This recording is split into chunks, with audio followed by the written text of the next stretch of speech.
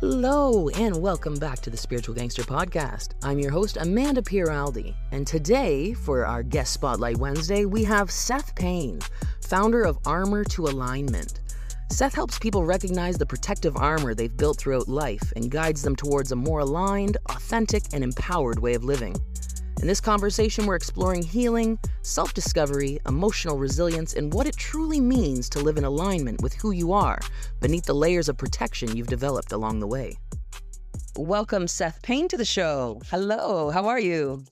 Hey, Amanda, I'm good. Thanks for having me. I'm excited to be here. You're so welcome. So to start things off, for those meeting you for the first time, who is Seth Payne and what led you to create Armor to Alignment? Ooh, who is Seth Payne? I would say I'm many things. The biggest title I like to have is Dad. I am also just a regular guy, another human being out here having the human experience, or in the process of creating the life that I desire to live. That's amazing. And using my life to help guide others to do the same. I love that. And the name Armor to Alignment, that's incredibly powerful. What does that phrase mean to you? It's my life story in a nutshell. So one of the things that I've come to learn is how conditioned I had been throughout my life. And our conditioning can begin from a very early age. Science likes to say that conditioning happens from the ages of 0 to 7 when our brain is in a more theta wave state. But we are also continue to be conditioned throughout the workforce, throughout society, throughout religious structures, things like that. The military happened to be one of the biggest conditioning components of my life. I served in the United States Marine Corps. Oh, wow. So it conditioned me in 13 weeks, taking me from a 20-year-old that had just stopped going to college into somebody that was ready to deploy over to sea and willing to give their life at a moment's notice. That's wild. And I wore that armor for many years, even coming out of the military. The alignment piece is something that I found beginning in 2023. And it was realizing that I'd been conditioned to a point, and since I could be conditioned when I was 20, and the brain is constantly rewiring itself through neurogenesis and its plastic neuroplasticity, I could rewire my brain. I can condition myself into the life that I want to live instead of living in the life that I thought I was destined to live because of the way that I currently was back then. I love that. So what kinds of life experiences tend to create emotional armor in the first place? For me, it was a good life. To be honest, I grew up in a church family at a loving church in a small town community where everybody knew everybody's name. So if you got in trouble, by the time you got home, everybody in your family already knew. That taught me to always do the right thing. You always laid a portrait out of getting it right, being perfect, not doing anything wrong. And then I grew up in sports. Playing basketball was my favorite. It would end up taking me to college. And sports is what taught me approval. If I was winning, this was before the time of participation trophies. Right. Like our team was the best at least every other year. And the years we weren't the best, we was the second or third best because the older kids. And my dad, he did what he had learned and worked to provide for our family. So he missed a lot of my game.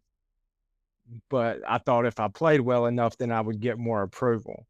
So it was partially that, partially the church, the family, and then the military that taught me how to be a man where you don't show emotion. You don't never let anybody see you hurt. You're always fine. You're always okay. You don't get too high, you don't get too low, just stone face all the time. Kind of created me into the man that I was. Okay. Do you think that most people are aware that they're wearing this armor, or does it usually operate on a subconscious level or something like that? What do you think? For me personally, I believe that a large majority of the population are operating subconsciously wearing the armor. They think that this is the way that life is. Like working with people in the workforce now, oh, well, I have to do this because I have to pay bills. I understand that, but at the same time, you don't have to. We talked about it really briefly in the conversation before we started this. We're meeting on opposite ends of North America right now, essentially. Exactly. And we live in a world of possibilities. So we don't live in the same factory work setting that we used to, where you had to go to work. And I've come to realize that I'm only doing the things that I want to do, whether I subconsciously realize it or consciously realize it. Because at the end of the day, we all do what we want. And then we actually like to complain about doing the things that we want a lot of the time. Absolutely. So, what are some common forms of armor that people carry without realizing it? One of the biggest ones I'm currently seeing is the hustle and grind. I have to push really hard. I have to go, go, go. I Yeah. have to outwork the other person. Um, I'm a big fan of competition, Yeah. but in a healthy manner. And one of the phrases I heard whenever I was growing up was, it's a dog eat dog world. Oh, yeah. You got to eat everybody else. Otherwise you're not going to get ahead. And that, in my opinion, comes from also the scarcity mindset, which would 100%. be another piece of armor that people wear. Um, it's a beautiful, abundant world that we live in, and there's plenty enough to go around. Why Exactly. can't I lift you up while I'm also lifting Right? myself up? So one of Exactly. the lessons I've learned is it's my job to get to the top of the mountain, but only so I can go back down and get the next person and take them. Oh, I love that. So, how can someone tell the difference between healthy boundaries and emotional armor? It's a great question. I would say you listen to your body. Yes. How does it feel whenever that boundary comes out? How does it feel when they begin attacking that boundary? Somebody that respects you and truly actually cares about you is going to respect your boundary regardless of what it is. I've come to learn that, and trust in my body once again, that a lot of these times when we have these gut feelings or intuition feelings, those are the ones that we should be listening to, but we've been conditioned out of it because that's not the way things work. I would say especially more probably in Western culture than in Eastern culture, where, at least from my studies, they seem to be much more aligned with their body than we are here in America, at least. Absolutely. But just feeling it. How, this person comes at me this way. Okay. What is my body saying? Oh, well, they don't understand that that's my boundary. So I need to be a little bit more assertive or expressive in letting them know, making sure they understand what my boundary is.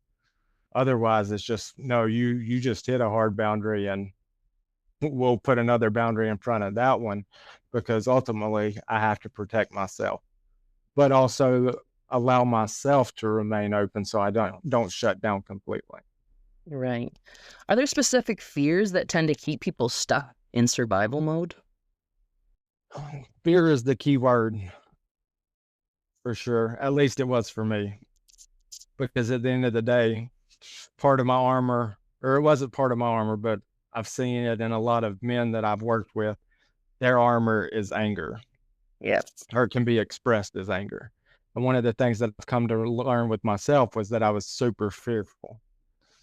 So I would get back to again saying scarcity could be one of the fears that allows people, or it's the warm blanket that people put on over top of their armor Right. to stay where they're at. The biggest fear that I've come to realize in my own life that I wear as armor, and still, if I'm not conscious of it, will do today, is the familiar. A lot of the times we're afraid to change because we're so comfortable in what's familiar to us. Like I struggled with addiction for many years, wanted to quit. And one of the things that I came to realize after I finally did get out of it was the fact that I was so familiar, so comfortable in the crap that was my life, I constantly kept returning to it. Okay. So actually changing and breaking out of the familiarity of stepping into the unknown of the healthy lifestyle of actually learning to process my feelings. That was scary for a long time. Oh, I bet.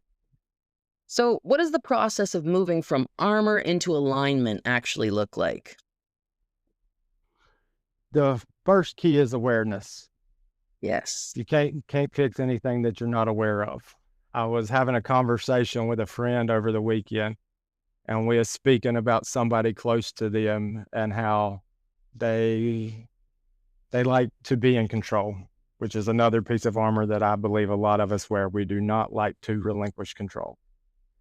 But as we was discussing this individual, one of the things I told them was like, look, they don't recognize that they're doing anything wrong because they don't see it as control because they're not aware of it whatsoever. I can sit here from the outside looking in and see how they are controlling this situation by putting you in these places or asking you to do A, B, and C or keep track of where you're going. But they've led other people, and this is how they've always led. So they don't technically know that anything's wrong. So Exactly. until we actually shine a light of awareness on it, there isn't fixing any of the problem. That's right.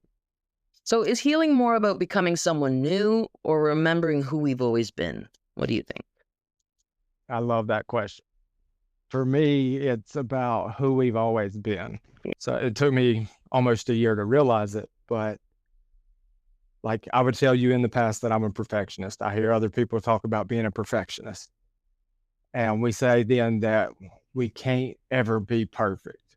And I completely disagree with that statement. When my son was born on January 8th, he was absolutely perfect. Yes. There's no doubt in my mind about it. He was happy, he was healthy, he was all good. And even if he wouldn't have been those things, if he had came out with something else, he would have still been perfect. That wouldn't have not changed at all for me. So I believe it's that our human conditioning, we come into the world perfect, and then we are conditioned out of that through society, through different belief systems, through being taught what to believe. And it's actually in the finding and discovering of ourselves, of asking the tough questions to ourselves, do we actually get back to the point of remembering who we are and who we are created to be? Absolutely. So, what role does self awareness play in transformation? I would say it's the biggest key. I think so I too. mean, top of the line, once again, going back to just awareness being the first step in removing the armor, you can't fix yourself until you're actually self aware. Mhm. Again, going back to my own personal story, I love blaming everybody else for problems that were mine. And it's irritating at times now taking full responsibility for Mhm. your own life because I've come to discover that the world is a mirror. And all it does is reflect back to me the places in my life that I need to continue working on.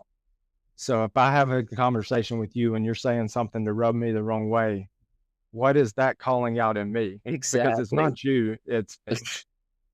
And my son's mother is a great example of this because I'll call and I'll be like, well, you're creating the life that you want and everything. And then it's like in my questioning of her decision making, it's like, Seth, you got to question your own decision making first. So it's very, it can be irritating at times to be self-aware, but it's the way that you take responsibility for yourself, and it allows you to create the life that you want to live. So true. What's one misconception people have about healing that you'd love to clear up? I think it's the term broken that goes around in our society. Everybody's broken, you need fixed, or a misconception that you've been diagnosed and now it's a death sentence. Right. Um, I don't subscribe to multiple mental health disorders being lifelong diseases that you have to learn how to properly manage. I believe that it is possible for human beings to be able to heal and rewire their brain past the point to be able to rise above whatever the symptoms may be. Do you believe that challenges and hardships happen to us, or something entirely different? I love that you use the word challenges because I personally don't believe there are any problems. I No, believe that life is working together for our greatest good in every single situation. And half of the time, we don't even realize that we're the ones creating what's actually happening to us anyway. exactly. That's all the years I wanted to quit drinking, but the only thing I could think about was the next drink. It Right? was inevitable that I was going to end up having another drink.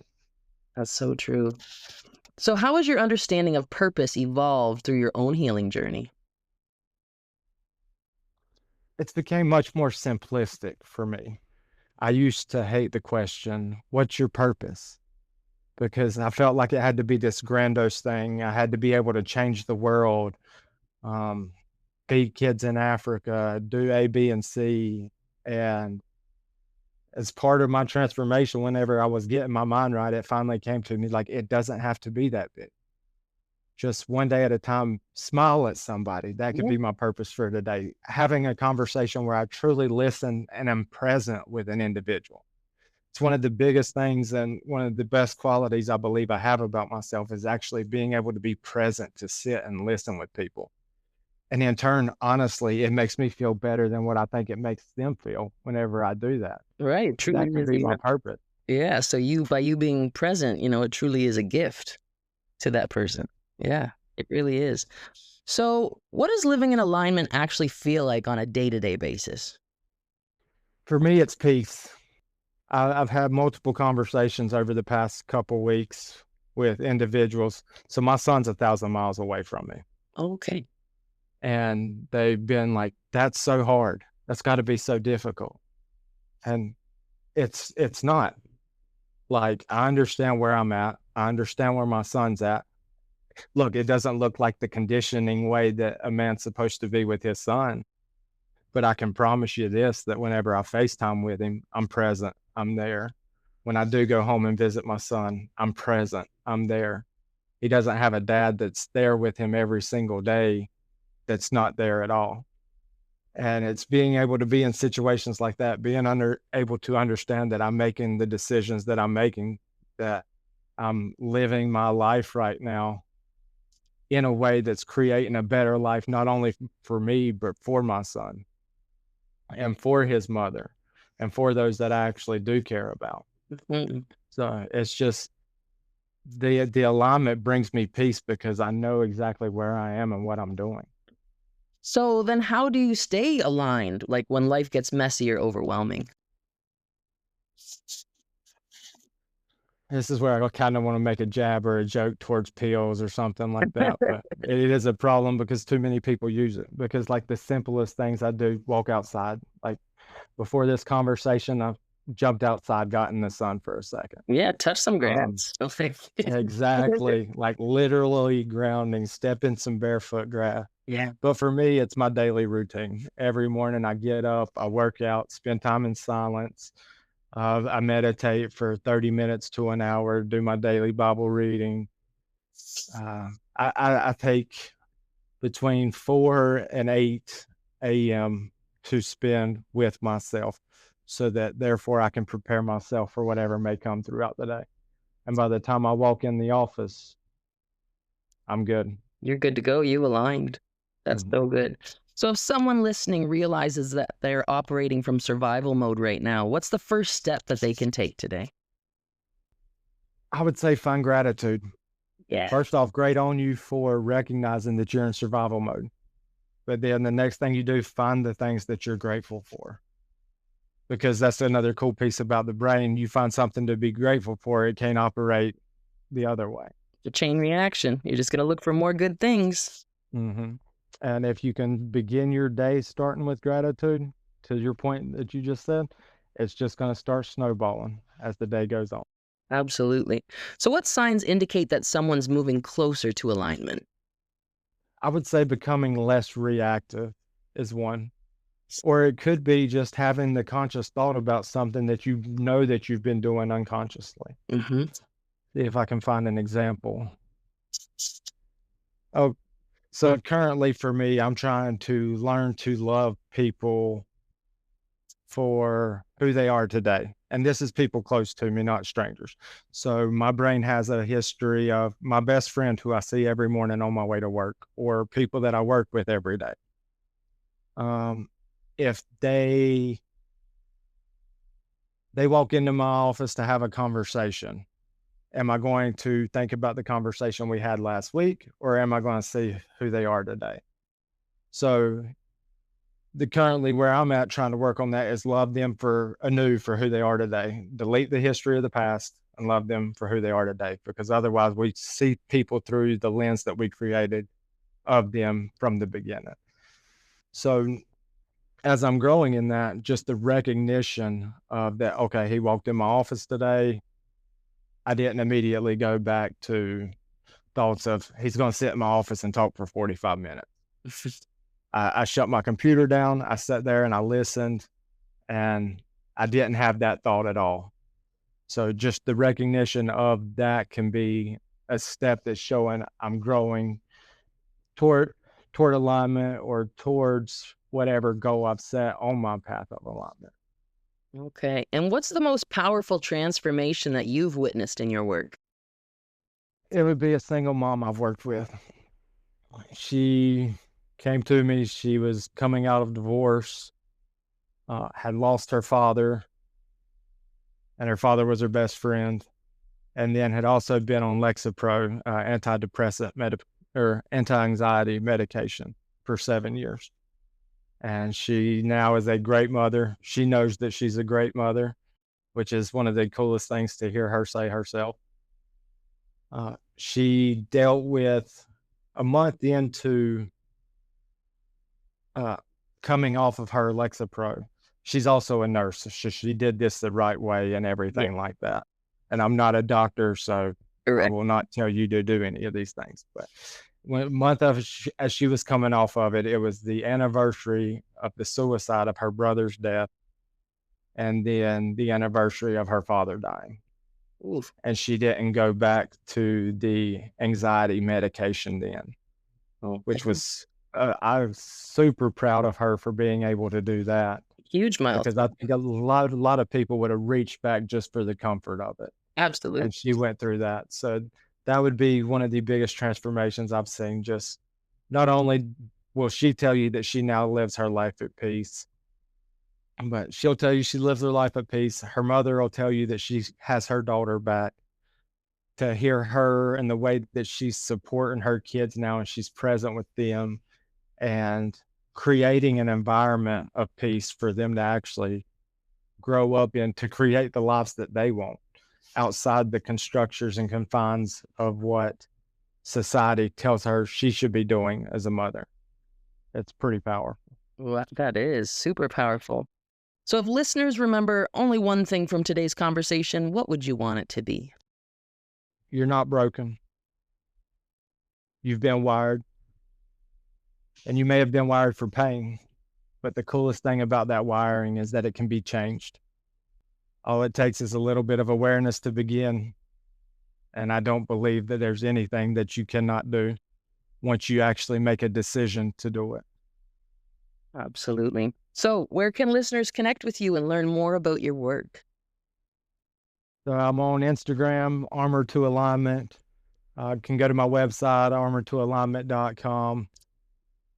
And that's, I'm on LinkedIn, Seth Payne, Payne. Okay, I'll make sure to put those in the show notes so that everybody can connect with you afterwards. Thank you so much for being a guest today. I really enjoyed your thoughts and how you moved through this. I'm walking away with touch grass again. I'm like, I need to go do that today. I don't think I've done it yet today, but I will definitely make a point to go touch some grass. And yes, I appreciate it, and I hope that you have a wonderful rest of your day. Thank you. You do the same, Amanda. Thank you for having me on. You're welcome.